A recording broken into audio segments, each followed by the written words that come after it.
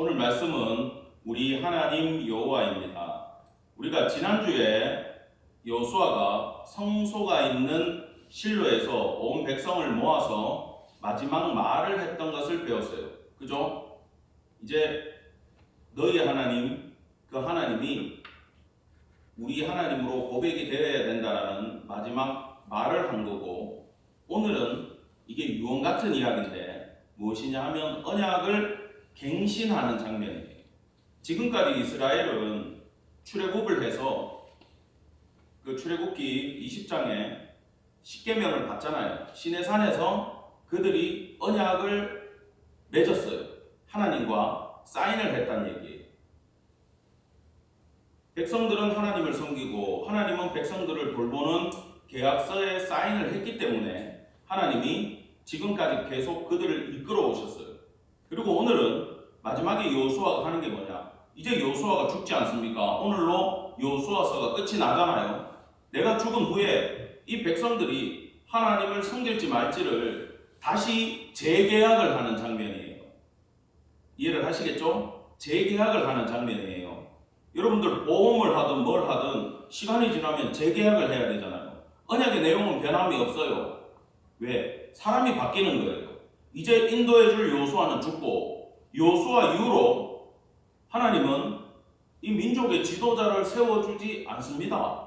그러면 각자가 하나님을 잘 섬기는 삶을 살고 왕이 없더라도 군대가 없더라도 하나님이 하나님 되셔서 가나안 땅에 있는 이스라엘 백성을 보호해 주시는 걸로 하나님은 언약을 갱신하기를 원하셨고, 그 장면이 바로 오늘 마지막 장에 나와 있다라는 거예요.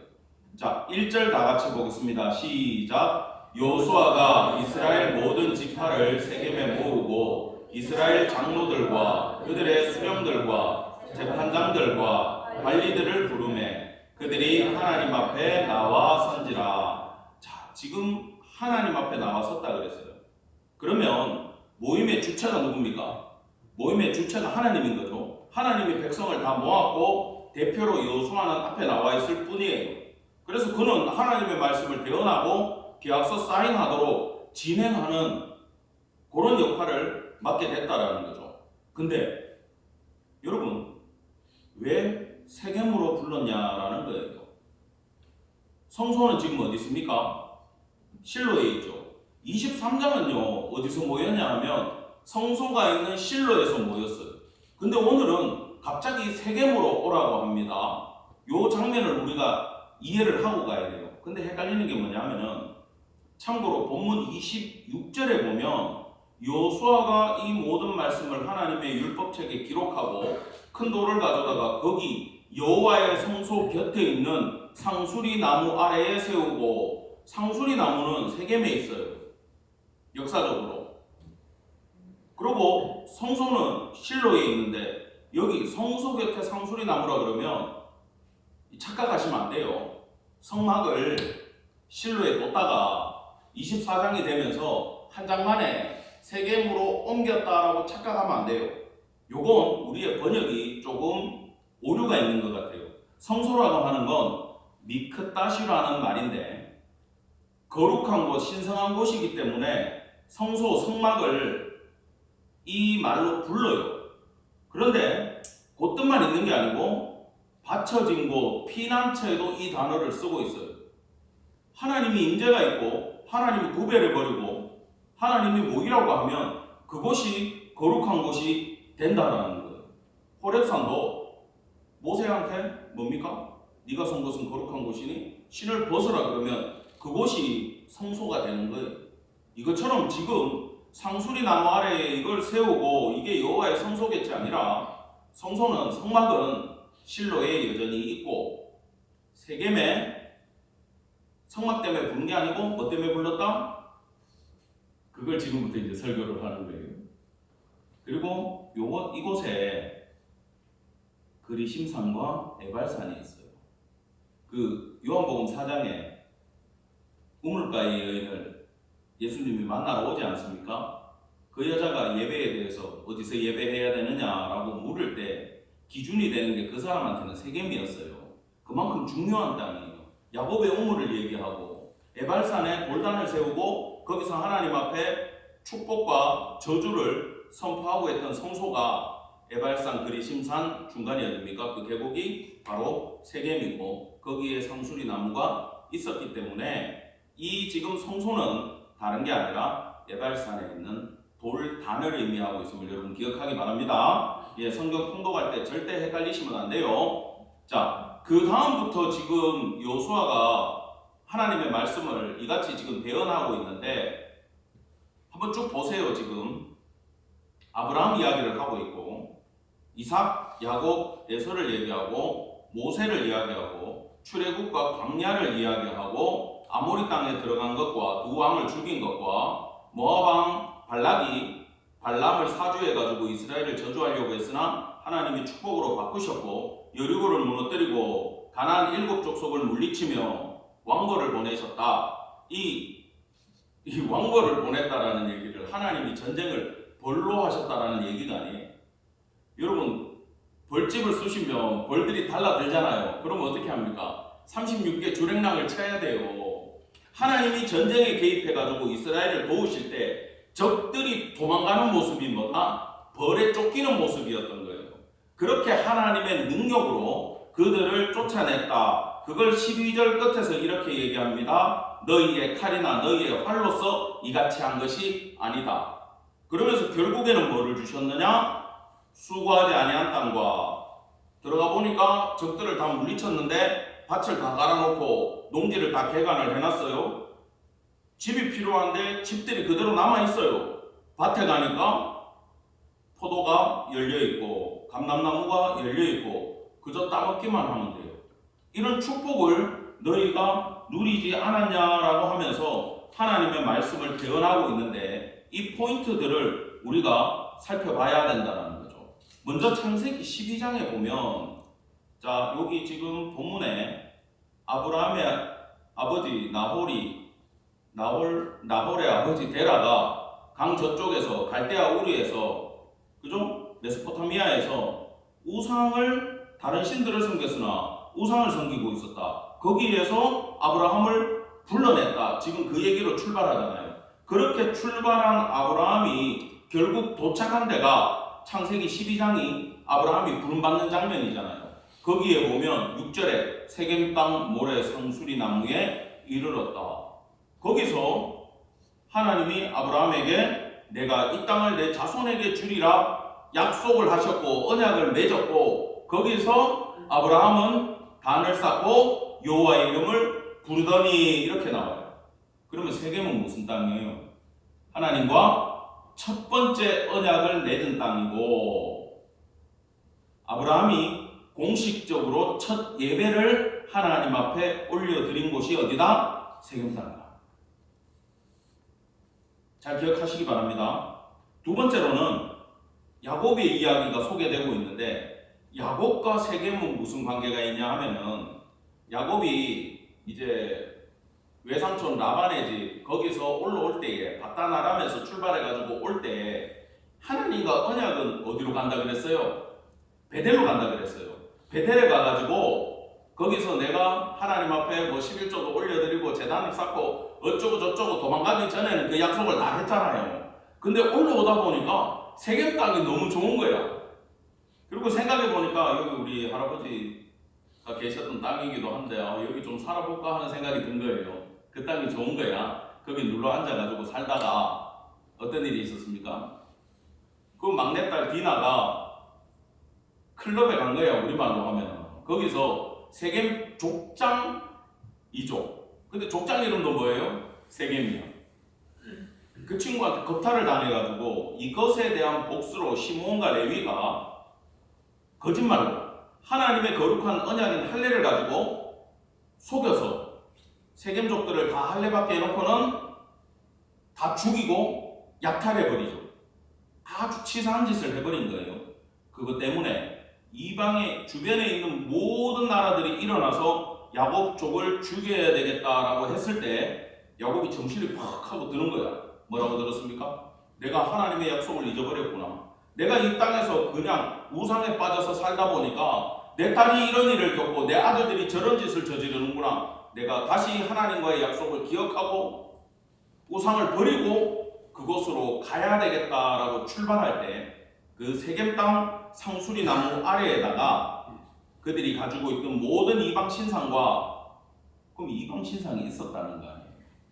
그와 관련되어 있는 모든 귀고리들, 이때 귀고리의 의미가 지금은 다 무엇을 위해서 뚫잖아요.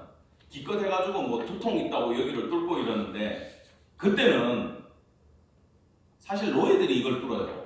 왜 뚫느냐?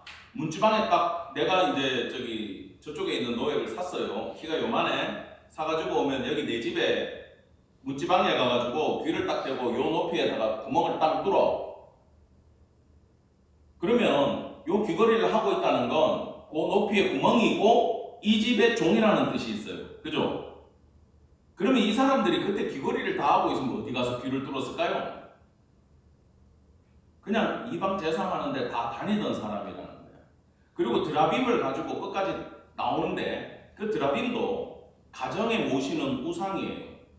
여기 중국에 계신 분들 알지만 집집마다 가면 관우상 같은 거 이렇게 놔두고 매일 거기에 향 피우고 절하고 사과 갖다 놓고 이러잖아요. 저는 뭐 중국에서 이런 영업장 방문하면 한쪽 구석에 이렇게 있는 우상들이 있는데, 야, 그 앞에 그냥 사과를 갖다 놓는 게 아니고 진짜 사과, 탐스러운 사과를 딱 올려놓는 거야. 이 우상이고 헛된 걸 아니까 나올 때 그 사과 갖고 오고 싶더라고 항상. 그만큼 좋은 걸 바치더라고 이 사람들이. 물론 지들이 다 먹겠지만, 응? 그런 우상들이 야곱의 집에도 있었다 없었다? 있었다. 그것들을 다 회개하면서 땅에 묻어버리고 이제 새 출발하면서 하나님과 언약을 기억하고 갱신했던 장소가 바로 어디다? 세겜 땅이었다라는 겁니다. 그 다음에 이 세겜이 어떤 장소인가 하면 신명기 11장에 보면 에발산과 그리심산에 도착을 하면 거기서 하나님 앞에 단을 쌓고 언약을 맺어라. 6개 지파는 이쪽, 6개 지파는 저쪽에 서가지고 서로 아멘 해라. 하나님께 순종하면 복을 내리실 거다. 그러면 아멘. 하나님께 불순종하면 저주를 받을 거다. 아멘. 이쪽 지파가 저주를 받겠다는 게 아니고 약속을 하는 거예요. 계약서에 사인을 한 거예요. 그 갱신이 신명기 11장에도 나오고 27장에도 나오고 실제로 언제 하느냐? 여호수아 8장에 가면 이 언약을 실제로 맺었습니다. 거기가 어딥니까? 여기 나오죠? 모래상수리 나무. 이게 뭡니까? 에발산과 그리심산 사이에 세겜에 있는 상수리 나무 아래를 이야기하고 있는 거예요. 이 상수리 나무는 오래 살고 굉장히 크기 때문에 대를 걸쳐서 우리로 말하면 랜드마크가 됩니다. 서울에 저기 동남쪽에 가면 뭐 롯데 그 타워가 있다. 그쪽에서 보자 하고 얘기하듯이 바로 이 상수리 나무가 그런 역할을 하는 곳이라는 겁니다. 그래서 이 세겜으로 이스라엘 백성들을 다시 모으고 언약을 갱신한 것은 그곳이 하나님과 언약을 맺었던 곳이고 새롭게 회개하고 다시금 결단하던 장소가 세겜이었기 때문에 지금 실로가 아니라 세겜으로 하나님은 모든 백성들을 다 모으기 시작했다라는 겁니다. 사랑하는 성도 여러분, 이 언약의 장소가 우리에게도 있기를 간절히 축원합니다. 하나님 앞에 언약을 맺고 이게 우리한테는요 교회예요. 우리가 교회에 나와서 하나님 앞에 예배드리고 대를 걸쳐서 우리도 예수님을 우리 구주로 믿고 섬기겠습니다. 하나님을 섬기겠습니다. 약속하는 곳이 우리에게도 세겜이 바로 교회임을 기억하기를 간절히 바랍니다. 함께 모여 예배할 수 있는 장소가 있다는 게 굉장한 축복이에요. 여러분이 다니는 교회를 어떻게 판단할지 몰라도 우리가 예배 하나 드리는 것이 힘들고 어려운 시절을 다 지내왔어요. 한국에 있는 성도들은 코로나 때 모이지 못해서 정말 주일날 교회 가고 싶은데 못 가고 문을 닫게 되고 그런 상황을 다 겪었지 않습니까? 그리고 선교지 중국에 있던 성도들도 그 어려움을 다 겪었고 그때 공안들을 피해서 예배하면서 지금도 여전히 그렇게 하고 있고 그곳에 있는 성도들은 또 중국 현지인들은 하나님 앞에 예배드렸다는 이유로 감옥에도 지도자들은 감옥에 가고 교회 지도자급들은 신상을 다 가지고 가서 비행기표, 기차표, 해외 출국, 여권 다 금지당해요. 집 계약도 하나 못해요. 정말 로마가 초대교회를 핍박했던 똑같은 방식으로 지금 중국에 있는 현지인들, 교회는 그런 핍박을 받고 있어요. 여러분, 예배를 드릴 수 있다는 게, 자유롭게 하나님을 높일 수 있다는 게 얼마나 큰 축복인지를 우리가 짧게나마 경험을 했다면, 바로 이 장소가, 여러분이 예배드리는 이 장소가 하나님 앞에 세겜이 되어 언약을 맺고 그것을 갱신하는 놀라운 축복의 장소가 되고, 우리의 자녀들 또 그의 자녀들까지 하나님 앞에 언약을 갱신하며 예수 그리스도 나의 구주로 결단하는 그런 장소가 교회가 되기를 간절히 축원합니다. 두 번째로, 이 언약이 갱신되고 하나님이 나의 하나님, 이것으로 고백되기 위해서는 먼저 축복에 대한 착각을 버려야 돼요. 여러분, 우상숭배라는 것은 지금 여호수아에서 계속 이야기하고 있던 장면이고, 이것에 대해서 해결함을 못 받았기 때문에 사사기가 있는 거예요. 사사기는 전부 다 우상숭배에 대한 이야기입니다. 어떻게 무너졌는지를 계속해서 설명해 주는 책이 바로 그 책이에요. 자, 그러면 여호수아서의 중요한 주제가 이 우상숭배인데, 우상숭배에서 벗어나는 것. 우상숭배는 축복하고 사실 직결이 되어 있어요. 축복이 뭔지를 잘 모르기 때문에, 착각하기 때문에 이 사람들은 전부 다 우상숭배에 빠질 수밖에 없었다는 겁니다. 여러분, 고린도전서 10장 20절 21절을 한 목소리로 읽어보겠습니다. 시작. 무릇 이방인이 제사하는 것은 귀신에게 하는 것이요 하나님께 제사하는 것이 아니니 나는 너희가 귀신과 교제하는 자가 되기를 원하지 아니하노라. 너희가 주의 잔과 귀신의 잔을 겸하여 마시지 못하고 주의 식탁과 귀신의 식탁에 겸하여 참여하지 못하리라. 아멘. 고린도 교회에 1차적으로 주는 말씀이지만 우리가 해결해야 되는 게 있어요. 여러분, 일신론이란 거하고 다신론이란 게 있고 유일신 사상이라는 게 있어요. 기독교는요, 유일신 사상이에요. 성부, 성자, 성령님이 계시다고 다신이 아니에요. 한 하나님이라는 고백이 있잖아요. 그리고 유일신이라는 사상은 뭐냐 하면 꼭 배워놓으시기 바랍니다. 하나님 외에는 신이 아니다가 유일신 사상이에요. 다신은 뭐냐? 하나님도 신이고 다른 신도 신이라는 거예요. 이해를 하시겠습니까? 그러면 일신론은 뭐예요?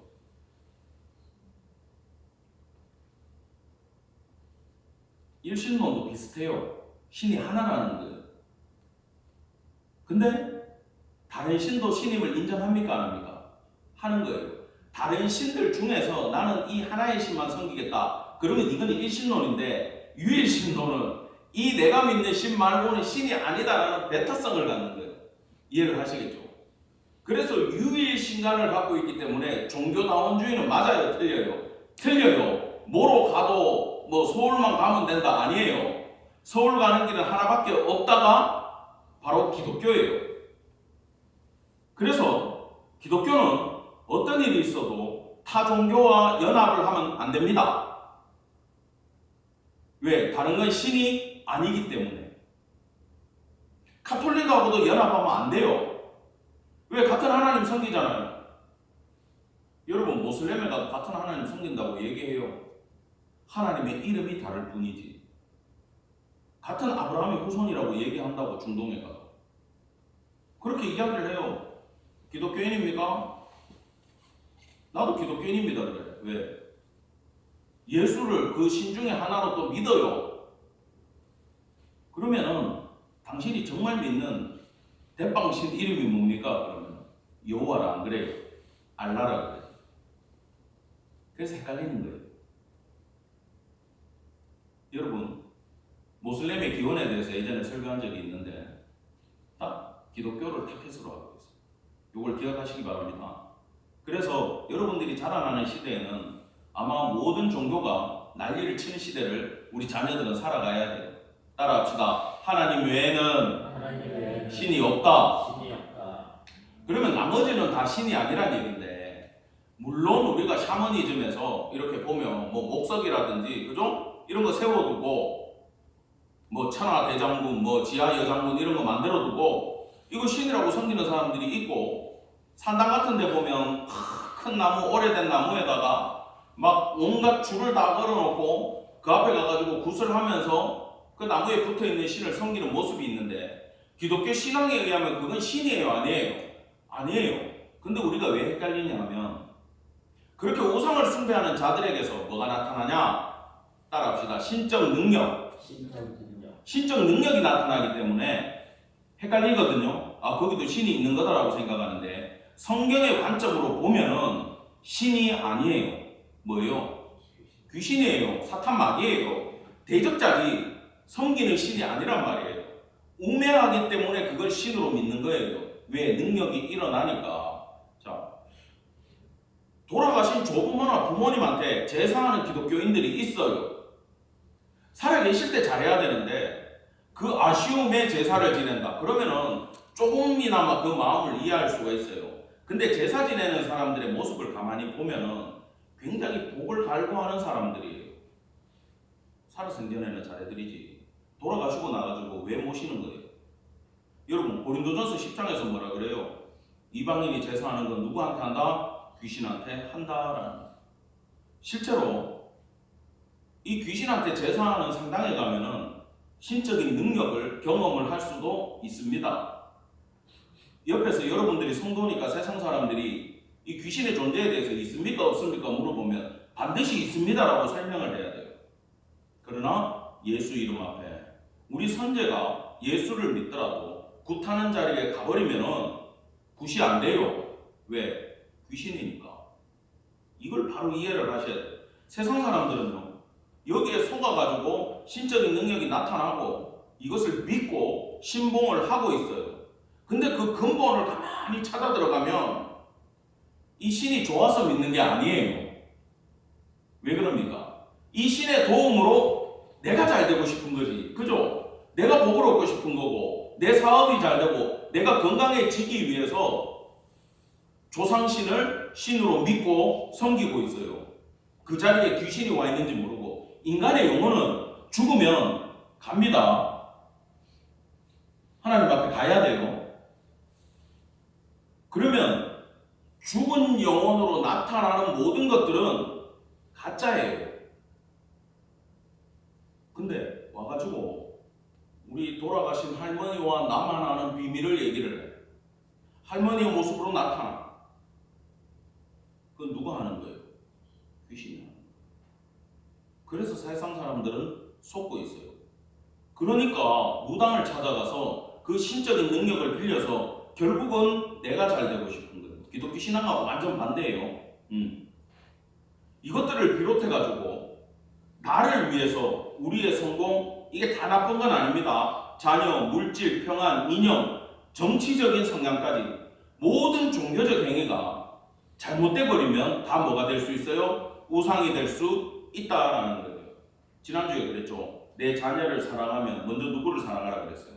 하나님을 사랑하라 그런 건, 하나님이 우리 자녀한테 가야 될 사랑을 뺏어가겠다라는 하나님 그런 분이 아니에요. 왜? 우리가 자식 사랑하는 게 우상이 돼서 무너질 수 있으니까, 그릇될 수 있으니까, 잘못된 사랑으로 내 자식을 바라볼 수 있으니까 하나님은 이걸 고치고 싶은 거지. 우리가 자녀 사랑하는 거, 우리 사업이 잘 되는 거, 우리가 건강한 걸 싫어하는 분이 다 아니다? 절대 싫어하는 분이 아니에요. 더 하기를 원하시고, 내 자녀들이 축복받기를 원하고, 사업이, 직장이, 건강이 더 풍성해지기를 원하는 게 하나님 사랑임을 이해하기를 간절히 축원합니다. 이게 왜 이래 되느냐? 자기 만족을 위해서. 내 중심의 결과물로 하나님을 놓치는 행위가 되기 때문에 이 부분을 굉장히 지적을 하고 가고 있다라는 거예요. 하나님 사랑하고 하나님 믿는 걸 놓치게 된다는 거예요. 여러분, 이 부분은 반드시 기억하시고, 이스라엘도 우상만 섬긴 적은 한 번도 없어요. 심지어 우상을 하나님이라 그러고 섬기든지, 이쪽에서는 하나님의 제사장들이 제사를 하고 저쪽에서는 바알의 제사장들이 제사를 하면서 어떤 신이든 우리나라가 복만 얻으면 된다가 이스라엘의 우상숭배였지, 이걸 완전히 없앤 적은 거의 없어요. 기억하시기 바랍니다. 우리가 교회를 다녀도 종교 행위를 하더라도 내가 교회에 나오는 이유가 저주를 받지 않고 축복을 받기 위해서, 안 나오면 내 마음이 찝찝하니까 교회 나오고 있다, 이건 우상숭배가 될 수 있다라는 거예요. 그래서 내 사랑하는 하나님께 예배할 수 있음에 감사하고, 하나님께 하나님을 바로 섬길 수 있음에 감사하면서 교회에 나와 하나님 바라보고 예배하는 성도들 되기를 간절히 축원합니다. 이걸 고쳐주려고 여호수아는 4절에서 이런 말씀을 받아서 전해주고 있어요. 다 같이 4절 말씀 시작. 이삭에게는 야곱과 에서를 주었고 예세에게는 세일산을 소유로 주었으나 야곱과 그의 자손들은 애굽으로 내려갔으므로. 여러분, 이 4절 말씀을 보면은 굉장히 중요한 구절이에요. 예서가 세일산을 소유로 받은 거 굳이 이 바쁜데 얘기를 하고 있어요. 뭡니까? 그 땅, 토지와 임야, 산을, 그는 그 지역을 축복으로 받았다. 눈에 보이는 거잖아요. 눈에 보이는 복을 받았어요. 우리가 원하는 복 아닙니까? 아파트 받기를 원하고, 새로운 큰 집으로 이사 가기를 원하고, 새 집으로 가기를 원하고, 더 좋은 차를 타기를 원하고, 자녀들이 좋은 대학에 가기를 원하고, 그죠? 그것도 축복이에요. 그것도 받으시기를 간절히 원합니다. 받으셔야 돼요. 근데 그것만이 다가 아닌 거예요. 왜? 이스라엘이 받은 복을 자세히 보아라라고 2절부터 쭉 아까 작은 글씨로 됐던 거 우리가 봤지 않습니까? 그걸 쭉 보면요, 이스라엘이 받은 복은 놀랍습니다. 자, 보세요. 하나님의 인도하심으로 출애굽을 했다. 출애굽했다 그러면은 6월절 사건을 겪었다. 모든 초태생들이 죽임을 당할 때 어린 양의 피로 구원함을 얻었다라는 거예요. 예수의 십자가 보혈을 맛을 본 축복의 백성이 됐다. 구원이 무언지를, 원리를 이해했다라는 거예요. 거기서 하나님이 보는 축복이 이거예요. 우리가 사업이 망해도 예수 똑바로 믿는다 그러면 하나님의 눈에서는 뭐예요? 축복이에요. 은혜 안에 있는 거예요. 직장에 실직을 하고 가난과 어려움으로 정말 힘든 시기를 지나더라도 그 결과가 나의 죄를 회개하는 시간이 됐다면 하나님은 뭘 주신 거예요? 복을 주신 거예요. 그걸 야곱의 후손은 받았다라는 거예요. 두 번째로 홍해바다 사건을 겪었는데 이 바다가 쫙 갈리면서 그들이 들어갔어요. 세례를 받은 거야. 얼마나, 이 옆에 한번 상상을 해보세요. 바닷물이 바람의 벽을 팍 이루고 있고 하나님이 그의 능력으로 이 바닷물을 지탱해 주셔가지고 땅까지 말려주셨어. 마른 땅 건널 때 기분이 어땠을 것 같아? 야, 우리 하나님 대단하다. 근데 뒤에 오는 친구들은 마음이 급할 거야. 왜? 적들이 쫓아오니까. 근데 빨리 못 쫓아오게 200만 명 다 건너도록 그쪽은 흑암으로 하나님이 덮어버렸어. 대낮인데 어두워가지고 진행을 할 수가 없는 거야. 되게 할 수밖에 없어. 그리고 딱 어둠을 열어주니까 바닷길이 열렸거든. 잡아 죽이기 위해서 따라온 겁니다. 애국 군대가. 근데 하나님은 어떻게 했어요? 물로 덮어버렸죠. 다 숨을 시켜서 원수를 하나님은 거기서 다 죽여버렸어요. 그걸 홍해바다를 건넌 사람들이 바라볼 때 하나님 어떤 분이에요? 야, 참 신이시고 살아계시고, 따라합시다. 우리와 함께 하시는구나. 이걸 그 백성들은 홍해 사건을 통해 누릴 수가 있었다라는 거예요. 그리고 갔더니 여기 보면 바사랑 옥과 아모리 왕 시온이 거기서 기다리고 있는 거예요. 여기 거인족들이에요. 그 당시에 가장 강력했기 때문에 누구도 넘볼 수 없는 그런 나라들이에요.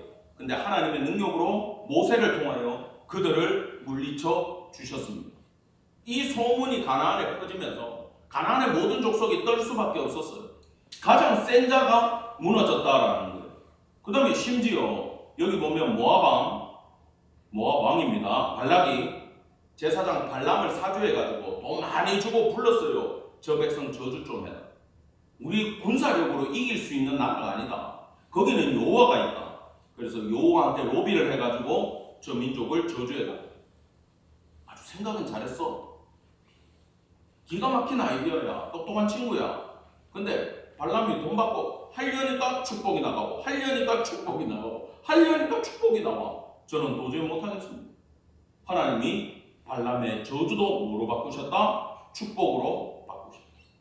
그래서 세상이 말하는 저주를 성도는 두려워할 필요가 있다 없다? 없다라는 거예요.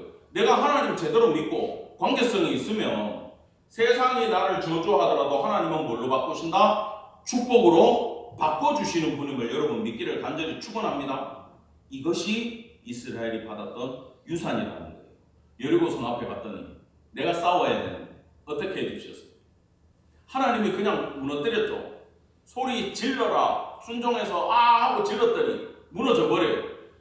이것을 통해서 하나님은 가나안의 첫성을 당신의 능력으로 무너뜨리고 가나안 7 족속까지 다 쫓아내 주셨어요.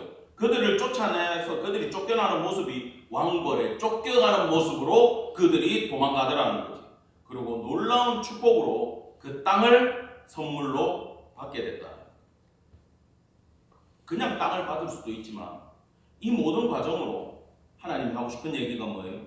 진짜 축복은, 성도의 은혜는, 하나님의 복은 따라합시다. 임마누엘의 동행이다. 예. 하나님이 우리와 함께 하시면서 하나님의 우리의 주권자 되시면서 그의 뜻대로 우리와 동행하시고 보호하시고 축복하시고 지키시는 것이 바로 임마누엘의 복임을 여러분 기억하시기를 간절히 축원합니다. 그래서 세상 일에 무너지지 마시기 바랍니다. 일이 잘못됐다, 진학에 실패했다, 실직했다, 아프다, 내가 사는 곳이 내 집이 멀고 힘들다, 전부 다 뭐예요? 세상 거예요. 어렵고 힘들고 중국말 한번 쓰면 내 삶이 마판스럽더라도 복잡하더라도 힘들더라도 하나님의 은혜가 있다면 그것이 축복임을 여러분 기억하기를 간절히 바랍니다. 그래서 제가 봤을 때 우리 모두 힘든 시절을 살아가고 있어요. 경제적으로도 힘들고 상황적으로도 힘들고 일할 사람도 많이 없고 외롭지만 놀라운 것은 하나님의 은혜가 각 가정마다 그리고 우리 교회에 풍성하게 있고 그분의 동행이 있음에 감사하기를 간절히 축원합니다. 예. 세 번째로 여기에 하나님의 속성이 이 계약 가운데 나와요. 자, 이 부분을 잘 이해해야 돼요. 보시면은 14절에서 최종적으로 여호수아가 얘기합니다. 그러므로 이제는 여호와를 경외하며 온전함과 진실함으로 그를 섬기라. 너희의 조상들이 강 저쪽과 애굽에서 섬기던 신들을 치워버리고 여호와만 섬기라 이렇게 얘기를 했어요. 자, 18절 우리 성도들 같이 읽어보겠습니다. 시작. 여호와께서 또 모든 백성들과 이 땅에 거주하던 아모리 족속을 우리 앞에서 쫓아내셨습니다. 그러므로 우리도 여호와를 섬기리니 그는 우리의 하나님이시니라 하니라. 아멘. 그는 우리 하나님이십니다. 이제 백성들이 남의 하나님이 아니고 누구의 하나님이에요? 우리 하나님이 된 거예요. 여러분의 하나님이 된 거예요. 하나님만 섬기겠습니다. 이스라엘의 역사를 쭉 회고해가지고 들으면서 세겜의 모이라고 했던 이후부터 하나님이 그 땅을 어떻게 정복했는지 지금 여기 3세대, 4세대도 다 있을 거 아니에요. 모세 얼굴도 못 보고 여호수아 애기라 가지고 기억도 못하는 자들이 이 자리에 나와 있는 거예요. 후손들이. 그들이 다 하나님 앞에 우리 하나님이라고 고백을 하게 됐다는 놀라운 장면입니다. 여호수아가 이 이야기를 딱 들었을 때 나 이제 죽어도 되겠구나. 왜? 그들이 입술로 시인했기 때문에. 우리가 오늘 읽었던 본문 중에 이제 율법책에 기록하고 도를 갖다가 세우고 그 당시에 할 수 있는 모든 계약의 요건을 다 갖추고 있어요. 율법책과 도를 세우면서 하나님과 언약을 딱 하고 맺었고 너희가 증인이다. 그리고 도장 꽝꽝꽝 찍었어. 이제 끝났어요. 집에 가면 돼. 근데 여호수아가 이런 이야기를 합니다. 19절에 여호수아가 백성에게 이르되 너희가 여호와를 능히 섬기지 못할 것은 그는 거룩하신 하나님이요 질투하시는 하나님이시니 너희의 잘못과 죄들을 사하지 아니할 것임이니라. 이것 때문에 정말 이 말씀대로 넌 능히 하나님 못 섬길 거야 라는 이 이야기 때문에 사사기가 있습니까 없습니까? 사사기가 있는 거예요. 못 섬기니까. 근데 정말 에이 니들 안 돼 끝났어 이렇게 여호수아가 얘기를 했을까요? 아니죠. 이 문장의 원문을 잘 이해하셔야 돼요. 너희 여호와를 능히라고 할 때 이 능히 야콜이라는 단어는 인간이 주어가 돼 인간이 주체가 돼가지고 얘기할 때는 능히 무엇을 할 수 없다라는 얘기예요. 근데 하나님이 야콜이라는 말을 쓰면 무엇을 할 수 있다라는 뜻이에요. 이해하시겠습니까? 그러면 너희들끼리는 하나님만 섬길 수 있다 없다? 없이 우상숭배에 빠질 거야. 그러면 하나님이 이끌어 주시면 능히 하나님만 섬길 수 있을 거야. 그러면 하나님께 매달려야 될 거 아닙니까? 신적 수동태의 역사가 일어나야 될 거 아니에요. 그 방법은 뭐냐 하면 따라합시다. 하나님의 속성을 알자. 네, 그랬죠. 믿음이 생기려고 해도 하나님 어떤 분인지 알아야 된다 그랬고, 기도를 제대로 하려고 해도 하나님이 어떤 분인지 하나님 스타일을 알아야 된다고 얘기를 했어요. 여기에 또 놀라운 하나님의 두 가지 속성이 나옵니다. 첫 번째는 거룩하신 하나님. 자, 여기 19절에 보면은 거룩하신 하나님이시오라는 하나님의 첫 번째 속성이 나오는 거예요. 자, 레위기 11장 45절 다 같이 시작. 나는 너희의 하나님이 되려고 너희를 애굽 땅에서 인도하여 낸 여호와라. 내가 거룩하니 너희도 거룩할지어다. 아멘. 하나님은 거룩한 분이에요. 하나님은 거룩 자체예요. 하나님 관련된 건 다 거룩해져요. 이게 속된데 하나님이 만지면 거룩해져요. 여러분, 그 레위기 율법에서 이 이야기가 어디에 나오냐면 속된 것과 그렇지 않은 것, 짐승도 속된 게 있고 그렇지 뭐 아는 게 있어가지고 이 짐승도 종류가 두 가지요. 먹을 수 있는 게 있고 못 먹는 게 있고, 하나님 앞에 제사 드릴 수 있는 짐승이 있고 못 드리는 짐승이 있고, 그러면서 거룩하라고 얘기를 하거든요. 근데 이 이야기의 주제는 뭐냐 하면 하나님은 거룩하기 때문에, 여러분 그 베드로가 사도행전 10장입니까? 거기서 그 고넬료한테 가기 전에 환상을 보잖아요. 무드장의 집에서, 무드장의 시몬의 집에서 환상을 보는데 네 기퉁이면 보자기가 쫙 하고 내려오는데 그 안에 각양 짐승들이 다 있다 그랬는데 모든 짐승이 다 있다는 뜻이라고 그랬잖아. 모든 짐승이 그 안에 다 있어. 그거 잡아먹으라 그래요. 이 잡아먹는다라는 게 제사 지낼 때 잡는다라는 의미가 있는 단어를 썼어요. 그러니까 제사 지내려면 짐승을 죽여서 제사를 지내야 되고 남은 고기를 먹지 않습니까? 그걸 행하라고 했을 때 베드로가 못한다 그래요. 왜? 하나님, 이거 부정한 짐승을 내가 어떻게 먹습니까? 라고 얘기를 해요. 부정한 짐승으로 하나님 앞에 어떻게 제사 지냅니까? 할 때 하나님이 뭐라고 얘기합니까? 내가 기준이야. 이 얘기를 하시는 거예요. 내가 거룩해. 그럼 거룩한 거야. 내가 괜찮아. 그럼 괜찮은 거야. 하나님이 기준인 걸 알려주려고 그때 먹는 거 못 먹는 거 갈랐어요. 그래서 이 환상 이후로는 그 장어 드셔도 됩니다. 미꾸라지 드셔도 돼요. 관계없어요. 왜? 하나님이 그 이후로 그걸 다 없앴어. 기준은 누구예요? 기준은 하나님이고 기준은 예수님이에요. 혈루증 여인이 예수님 딱 붙잡으니까 병이 어떻게 돼요? 나아버리죠. 율법대로라고 하면 부정한 여인이 유대인 남자를 잡으면 이 사람도 부정해져가지고 이 여자를 돌로 쳐버려요. 죽어가는 사람이 있는데 내가 이 사람을 도와줄 수 없었던 이유가 뭡니까? 내 제사 지내러 가야 되기 때문에 내가 부정해지니까 시체를 만지면 안 돼요.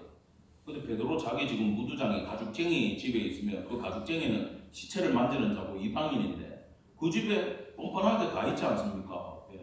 예수님이 있으니까. 예수님이 내 속에 있기 때문에 베드로가 거기에 있을 수 있고 10장 마지막에 고넬료 집에 있을 수 있는 거예요. 왜? 예수님이 함께 계시니까. 여러분, 하나님은 이토록 거룩함 그 자체인데 인간은 하나님이 거룩하라고 우리한테 얘기해 준다고 우리가 갑자기 거룩하게 바뀐다 안 바뀐다? 안 바뀌고 죄투성이에요. 죄투성이. 우리는 어떨 때는요, 내가 죄를 짓고 있는 것도 몰라요. 시간이 지나 보니까 내가 어디 가가지고 막 얘기를 했어. 나는 좋은 뜻으로 얘기를 했고 선하게 얘기를 한 것 같아. 10년쯤 지나니까 뭐라 그럽니까? 내가 교만했구나 그러는 거예요. 아, 인간은 거룩할 수가 없구나. 내가 지금 배우고 깨닫고 여기에 굳게 서 있다고 해가지고 이게 다 거룩한 게 아니라는 겁니다. 한계가 있더라는 거예요. 목회가 힘든 게 그거예요. 내가 안 되는데 얘기를 해야 돼. 여러분, 근데 그렇다고 해가지고 포기를 해버리고 그저 성경만 가르치는 자리가 아니에요. 이게 힘들고 어렵다라는 건 따라갑시다. 의지적 거룩. 의지적 거룩. 이걸 해야 되기 때문에 힘든 거예요. 안 되는데. 나는 분노가 올라오는데 의지적으로 어떻게 해야 돼? 참아야 돼. 난 용서가 안 되는데 하나님 말씀 때문에 의지적으로 용서해. 나는 믿음이 안 가는데 의지적으로 믿어야 되고. 그래가지고 예수 잘 믿는 사람들은 사업하지 마. 내가 옛날에 해보니까 속을 수밖에 없어. 왜? 세상 사람들은 돈이 기준이니까 어쨌든 동간에 돈을 벌기 위해서 속인다고. 근데 크리스찬들은 하나님을 품고 살면 아닌 것 같은데 자꾸 뭐가 나가요? 믿어버리는 거예요, 이거. 근데 여러분, 예수 때문에 믿고 사기당하더라도 믿으시기를 간절히 바랍니다. 중요한 건 뭐라 그랬어요? 예수 때문이라 그랬어요. 이게 중요해. 사기꾼이 교회에 찾아왔어요. 어떻게 도와달라 그래. 불안해. 근데 도와주는 목사님들이 많거든요. 저는 옛날에 어리석다 그랬어요. 눈에 보이는데 왜 속습니까? 속아도 예수의 이름으로 속으면 돼요. 정말 그것에 대해서 하나님이 회복시켜 주는 걸 보면서 아, 하나님이 의지적 거룩을 원하시는구나. 근데 앞에 중요한 게 있어요. 내 욕심에 이끌려서 하면 죄가 맞아요. 실수가 맞아요. 근데 예수님 때문에 당하는 건 여러분, 하나님이 원하시는 의지적 거룩에 해당됨을 기억하기를 간절히 축원합니다. 그래서 하나님이 지금 우리한테 거룩하라고 얘기하는 건 안 되는 거 알아요. 그러나 하나님 말씀대로 살아가기 위해서 노력하라는 뜻임을 기억하기를 간절히 바랍니다. 이걸 따라가는 게 바로 하나님의 첫 번째 속성을 이해하는 거예요. 두 번째, 질투하시는 하나님, 이 칸노라는 단어는 이게 이런 겁니다. 쉽게 말하면 내가 이 사람을 막 사랑을 해요. 내가 막 사랑을 하는데 이 사람이 나를 사랑하다가 딱 배신을 하면 화가 납니까 안 납니까? 나는 거죠. 이런데 뭐 인터넷이나 유튜브에 이렇게 보면은 막 이런 게 나오더라고. 아, 이 선물이 전 남친한테 받은 건데 이거 팔로 가더라고. 팔로워가 이거 뭐 얼마쯤 받을 수 있어요? 이러니까 알고 보니까 막 짝퉁이고 이미테이션이고 이래가지고 막 화내는 장면들이 있는데 하나님 어떤 분인가 하면 우리를 사랑해가지고 잘 들으셔야 돼. 이만한 사랑으로 우리한테 주셨어요. 우리가 이걸 받아 누렸어. 근데 우리가 딱 배신해가지고 쉽게 말하면 여자로 말하면 다른 남자한테 간 거야. 그러면 하나님은 어떤 스타일인가 하면 이거 가지고 저 남자한테 가도록 봐주시는 분이 아니요. 어떻게 합니까? 잡으러 와가지고 이거 뺏어 가세요. 그리고 그냥 가는 게 아니고 한대 때리고 가. 그리고 저쪽에서 이렇게 씩씩거리면서 기다리고 있어. 안 돌아오잖아? 가서 또 때리는 분이다. 이 작은 걸로 이야기해서 미안한데 하나님은 어떤 사랑이냐 하면은 엄청 사랑해가지고 모든 걸 다 주셔. 여러분, 누구까지 내어주셨어요? 아들까지 내어주셨어. 한번 살려보겠다. 구원시켜보겠다. 자기 생명까지 내어주면서 여러분, 예수님이 십자가에 달렸을 때 하나님은 그냥 시계 보고 있었을까? 십자가에 달리신 하나님이란 말이 있어요. 그 순간 그 고통을 하나님도 같이 당하고 계신 거예요. 지금 우리 눈에는 예수님만 보이지만 하나님 그런 사랑으로 우리를 사랑해 주셨거든. 목숨까지 내어놓는 사랑이었다고요. 근데 배신하고 우상에게 가버려요. 하나님 참겠습니까? 하나님 안 참죠. 그만큼 사랑하던 열정이 뭐가 됩니까? 질투가 돼가지고 분노가 돼가지고 그만큼 하나님은 돌려주시는 분이 된다라는 하나님의 속성을 이해하라고 지금 여호수아는 얘기하는 거예요. 이걸 모르면 너희는 하나님만 섬길 수 없다. 우상숭배에 빠질 수밖에 없다라고 얘기를 하고 있어요. 그래서 우리가 사랑의 하나님, 축복의 하나님이라고 부르는 그분이 뭘 내린다고요? 재앙도 줄 수 있다라는 겁니다. 저는요, 이 신학 공부하면서 이 부분에 시험이 들어가지고 이 세계를 버리고 세상으로 가버린 사람을 만난 적이 있습니다. 실제로. 그 사람이 결정적으로 내한테 얘기하고 떠났던 이유가 뭐냐면 나는 성경을 읽으면서 도대체 이해할 수가 없다. 가나안 백성도 하나님이 사랑한 백성인데 왜 그들을 죽이라고 얘기를 하느냐. 그 다음에 신약 성경도 나는 용납할 수가 없다. 그 사랑하는 자녀들을 마지막에 오시면 다 구원해줘야지. 좀 잘했으면 축복하고 천국 보내고 잘못하면 지옥 보내고 불못에 던져버리고 내 새끼인데 다 내가 만든 피조물인데 나는 이렇게 하는 하나님 믿지 않겠다. 떠나면서 신학교를 떠난 사람을 만나봤기 때문에 하는 얘기예요. 여러분 그 사람이 모르는 게 있어요. 뭘 모르냐 하면 먼저 하나님의 사랑과 언약이 있었다. 하나님 먼저 우리를 사랑하셨고 언약을 맺으셨고 그러면 인간은 계약 아래에 놓인 거예요. 믿으십니까? 아담의 범죄로 모두가 죄인이 되었고 하나님과 언약을 맺음으로 십자가 언약으로 구약에는 시내산 언약으로 모두가 구원을 받게 되는 거예요. 계약이 돼 있어. 그 계약의 조건이 뭡니까? 하나님만 믿고 섬기는 거예요. 그걸 깨버렸을 때 심판이 있는 건 당연한 겁니다. 지금 계약을 위반하면서 하나님한테 기만과 핑계를 돌리고 있는 극강의 교만한 자임을 기억하기를 간절히 바랍니다. 이 하나님의 속성을 한마디로 정말 우리 지혜로운 솔로몬이 잘 정리를 했어요.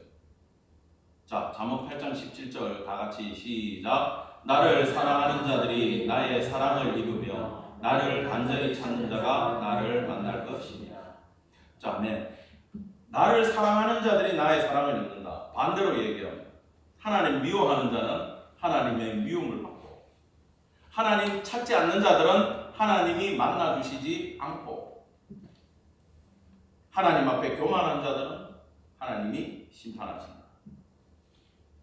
반대로 하나님 사랑하며 하나님과의 언약 기억하고 십자가 그 은혜로 나를 구원해 주셨으니 내가 그 사랑 품고 내 할 수 있는 최고의 거룩으로 사랑으로 섬기며 살겠습니다. 하나님 모시고 이 땅에 평안을 전하겠습니다. 사랑하면 그런 사람에게 하나님 사랑이 임하는 줄 믿기를 간절히 축원합니다. 내가 아직 주님 못 만났어요. 잘 모르겠어요. 근데 나 주님 너무너무 만나고 싶어요. 하나님 앞에 나와서 기도하시고 그런 자를 하나님 어떤 방법이든지 만나주시고 함께해 주시고 동행해 주셔서 우리 입술에서 나의 하나님입니다. 우리 교회의 하나님이시고 당신은 나의 하나님입니다. 고백하는 삶 살 수 있기를 간절히 축원합니다. 기도하겠습니다.